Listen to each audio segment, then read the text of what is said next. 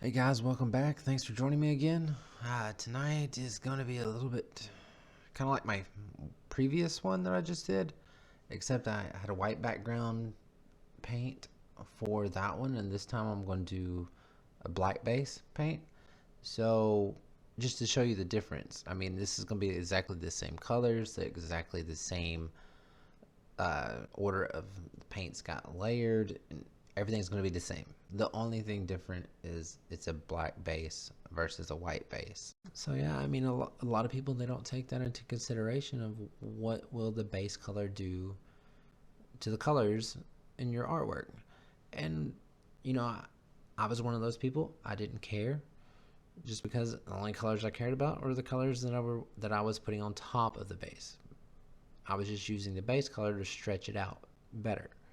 So this, I'm going to give you a comparison with a white base versus a black base, and at least with the other video, and also this, I wanted to change a little bit of the format, viewpoint, and slow down the video. Well, not really slow it down, but it's going to be real time. I'm not going to speed up the process. I know normally I try to speed it up for you, just get right down to the grind and the outcome.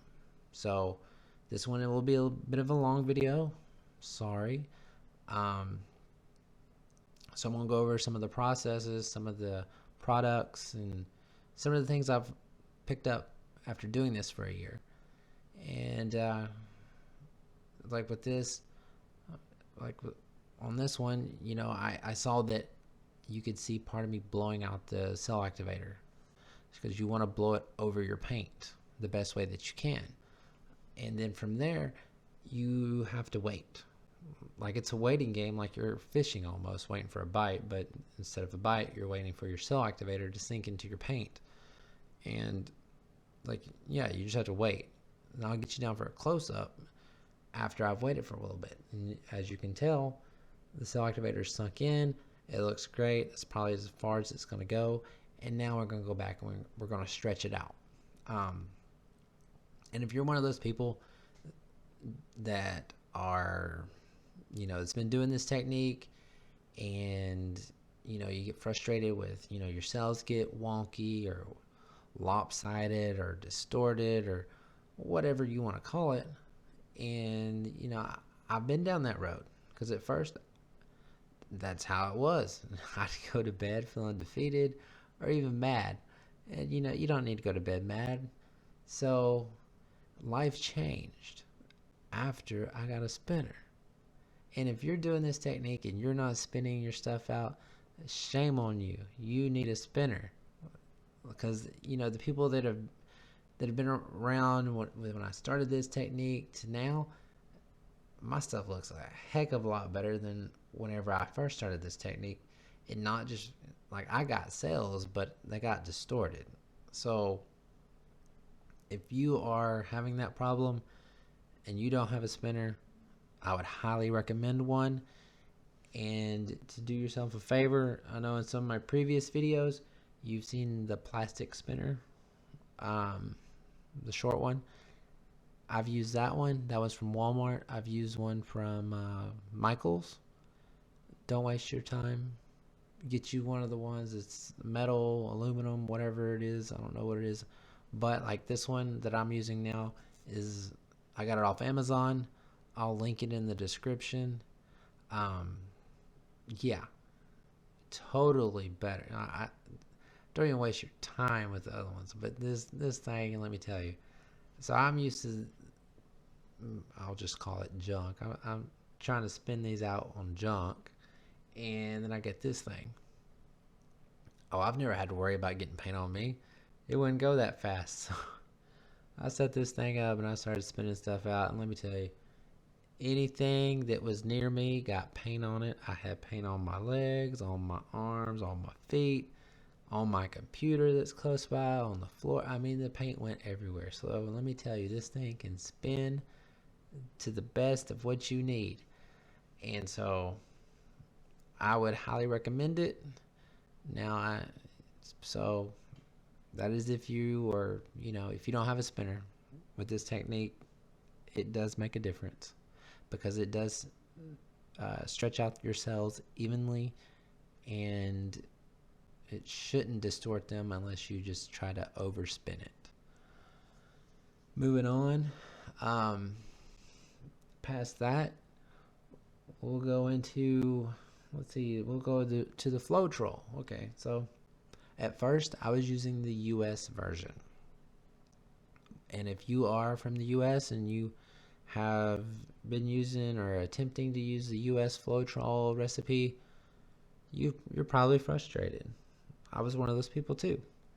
At first, you know, I got a family.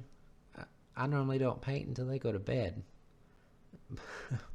Now, you know, I don't have time to sit here and like you know, a tablespoon of this, teaspoon of that, 6 drops of this, and a couple drops of this. I don't have time for that. That would just stress me out, thinking that I had to do all this prep work on that just for one little thing whenever I didn't have to. And if you notice on the video, you notice how the cell activator basically went from this big puddle in the middle to it disappeared. Now the trick is you can blow a little bit on the center till you see cells start to activate, and stop blowing, because you're going to blow through your paint that's on the bottom to the base color, and you're not going to want that. But yeah, I mean, you're having to wait. But back to the Flowtrol, yeah, I don't have time for that. It was frustrating, you know, and it didn't turn out as great as, you know, everybody else's. You had to add glue all sometimes, and now there are some, like I have to add glue all to like my gold cell activator that I've used in past times, but from there, I mean, it was just really frustrating, you know. So I went ahead and took a plunge, bought the Austrian Flowtrol during the pandemic. Took like month and a half, 2 months to get here, and from there, you know, I do 3 parts of that to 1 part paint, stir it up, mix it, and it's done, and it works great. And there's none of this science project behind having to get it to work. So, you know, if you are one of those people, if you can afford it, I would highly recommend the Austrian Flowtrol. You can try getting somebody to send it to you, or I know there's somebody, I think it was on Etsy, that sells a little bit of it. But yeah, I would highly recommend it, especially if you're frustrated with the whole science project. I mean, if with everything you bought trying to do the US version, you probably could have bought you the Australian Floetrol. Now, there are people out there that do have good results with the US version Floetrol and all the other junk you had to put into it. But if you are one of those people, I'll tip my hat off to you. I could get it to work, but it just didn't come out the way I wanted it to come out. You know, you watch the videos of Shelee and the people that have the Australian Floetrol, including myself now, but back then, you know, I was watching that, and they just look so much better. And honestly, I think that was why. But to each of their own. That is my extent on Flowtrol. Now, if you go to base paint, I've used Color Place from Walmart. I've used Glidden's eggshell, so Glidden Premium eggshell, and I've used Sherwin-Williams Color to Go.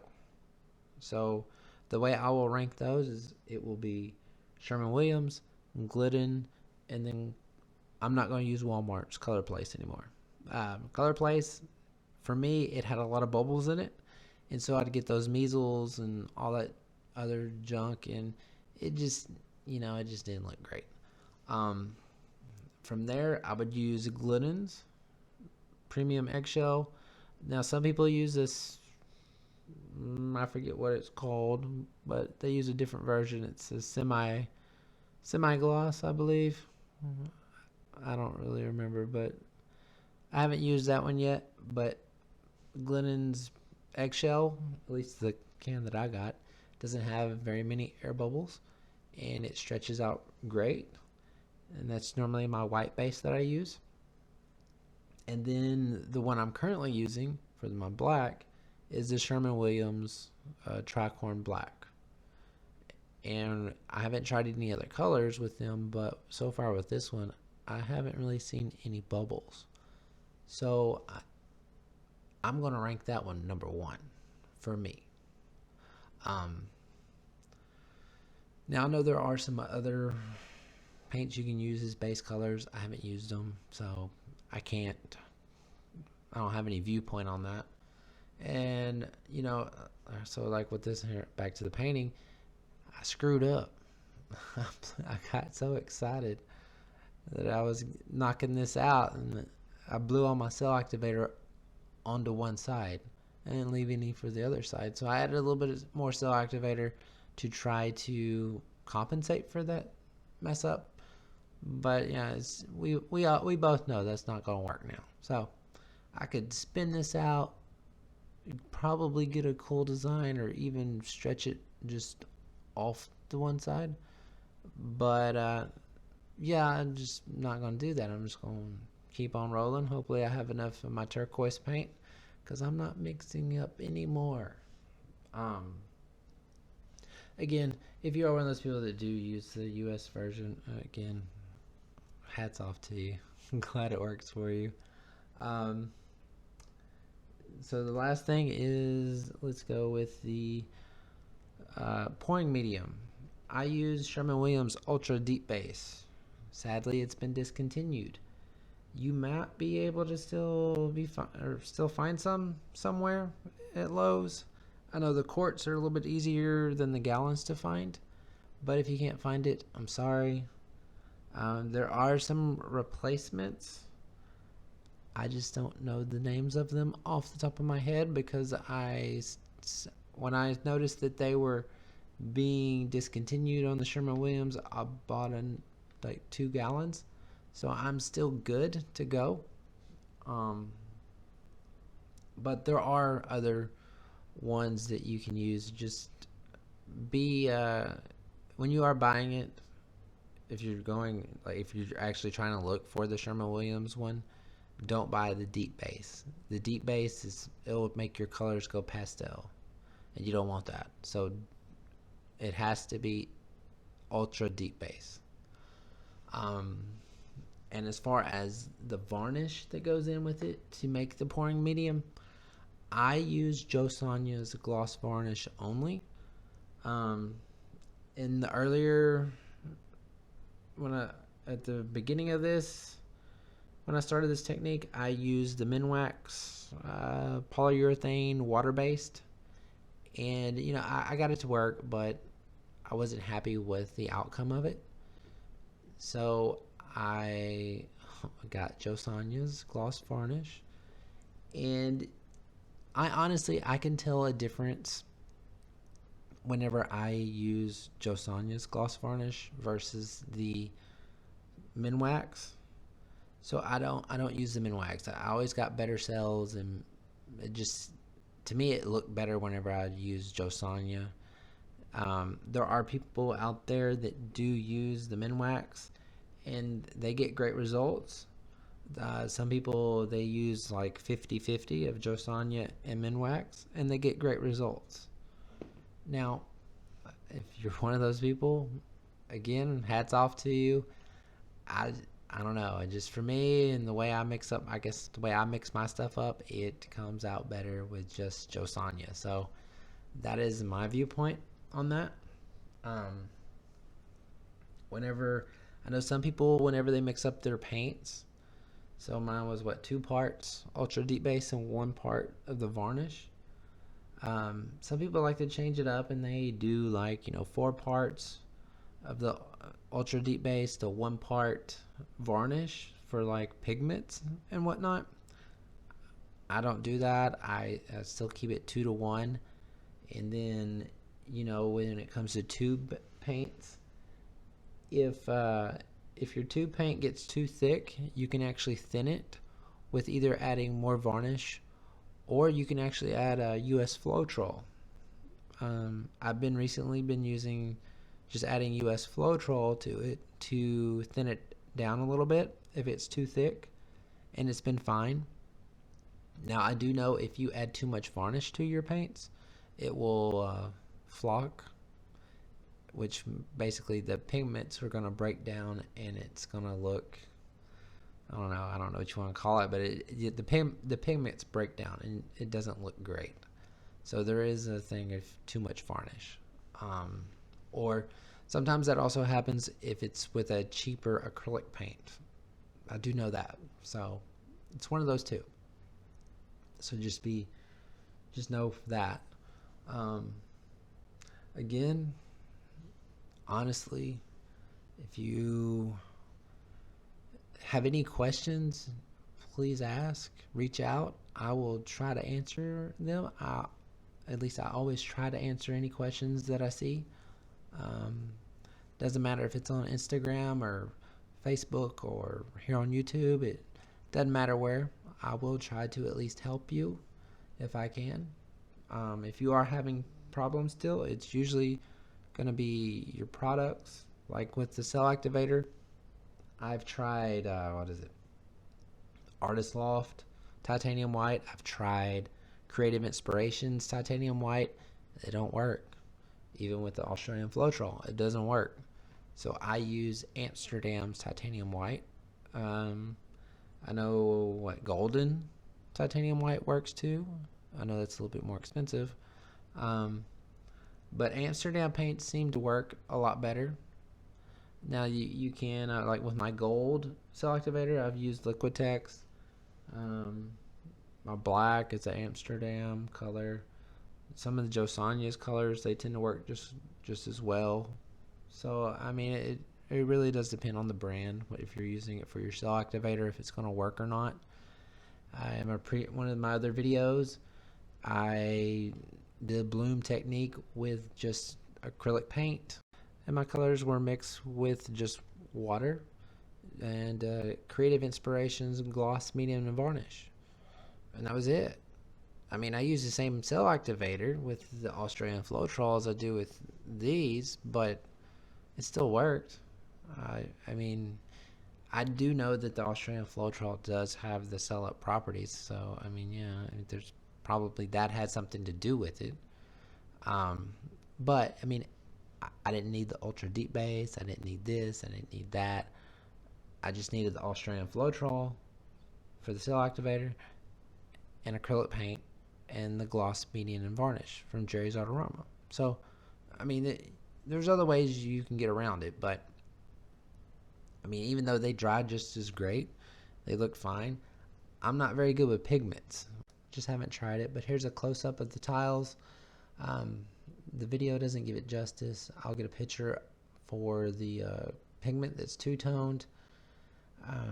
These are totally different than the other ones that had the white base. Hopefully everybody enjoyed the video. If you did, please give it a thumbs up. If you haven't already, please subscribe. I would appreciate it. And again, I hope you did get something out of this new format viewpoint that I try to give you, going over some of the products and headaches and pros and cons of certain things that I've learned going through the process of these. Again, hope you all have a wonderful day or night wherever you are, and take care. Thank you for watching again.